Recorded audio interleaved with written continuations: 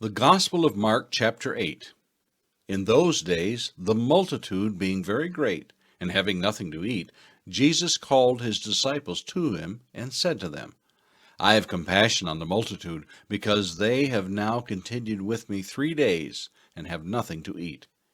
And if I send them away hungry to their own houses, they will faint on the way, for some of them have come from afar. Then his disciples answered him, How can one satisfy these people with bread here in the wilderness? And he asked them, How many loaves do you have? And they said, 7. So he commanded the multitude to sit down on the ground. And he took the 7 loaves and gave thanks, broke them, and gave them to his disciples to set before them. And they set them before the multitude. They also had a few small fish, and having blessed them, he said to set them also before them. So they ate and were filled, and they took up 7 large baskets of leftover fragments. Now those who had eaten were about 4,000. And he sent them away, immediately got into the boat with his disciples, and came to the region of Dalmanutha. Then the Pharisees came out and began to dispute with him, seeking from him a sign from heaven, testing him. But he sighed deeply in his spirit, and said, Why does this generation seek a sign? Assuredly I say to you, no sign shall be given to this generation. And he left them, and getting into the boat again, departed to the other side. Now the disciples had forgotten to take bread, and they did not have more than 1 loaf with them in the boat. Then he charged them, saying, Take heed, beware of the leaven of the Pharisees and the leaven of Herod. And they reasoned among themselves, saying, It is because we have no bread. But Jesus, being aware of it, said to them, Why do you reason because you have no bread? Do you not yet perceive nor understand? Is your heart still hardened? Having eyes, do you not see? And having ears, do you not hear? And do you not remember, when I broke the 5 loaves for the 5,000, how many baskets full of fragments did you take up?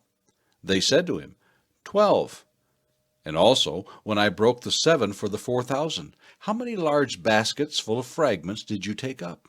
And they said, 7. So he said to them, How is it you do not understand? Then he came to Bethsaida, and they brought a blind man to him, and begged him to touch him. So he took the blind man by the hand, and led him out of the town. And when he had spit on his eyes and put his hands on him, he asked him if he saw anything. And he looked up and said, I see men like trees walking. Then he put his hands on his eyes again, and made him look up. And he was restored and saw everything clearly. Then he sent him away to his house, saying, Neither go into the town, nor tell anyone in town. Now Jesus and his disciples went out to the towns of Caesarea Philippi, and on the road he asked his disciples, saying to them, Who do men say that I am? So they answered, John the Baptist, but some say Elijah, and others one of the prophets. And he said to them, But who do you say that I am? Peter answered and said to him, You are the Christ. Then he strictly warned them that they should tell no one about him. And he began to teach them that the Son of Man must suffer many things, and be rejected by the elders and the chief priests and scribes, and be killed, and after 3 days rise again. He spoke this word openly. Then Peter took him aside and began to rebuke him. But when he had turned around and looked at his disciples, he rebuked Peter, saying, Get behind me, Satan, for you are not mindful of the things of God, but the things of men. When he had called the people to himself, with his disciples also, he said to them, Whoever desires to come after me, let him deny himself, and take up his cross and follow me. For whoever desires to save his life will lose it. But whoever loses his life for my sake and the gospel's will save it. For what will it profit a man if he gains the whole world and loses his own soul? Or what will a man give in exchange for his soul? For whoever is ashamed of me and my words in this adulterous and sinful generation, of him the Son of Man also will be ashamed when he comes in the glory of his Father with the holy angels. Psalm 36, to the chief musician, a psalm of David the servant of the Lord. An oracle within my heart concerning the transgression of the wicked. There is no fear of God before his eyes, for he flatters himself in his own eyes, when he finds out his iniquity, and when he hates.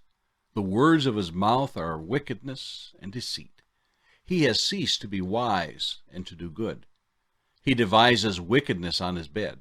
He sets himself in a way that is not good. He does not abhor evil. Your mercy, O Lord, is in the heavens. Your faithfulness reaches to the clouds. Your righteousness is like the great mountains. Your judgments are a great deep. O Lord, you preserve man and beast. How precious is your loving kindness, O God! Therefore the children of men put their trust under the shadow of your wings. They are abundantly satisfied with the fullness of your house, and you give them drink from the river of your pleasures. For with you is the fountain of life. In your light we see light.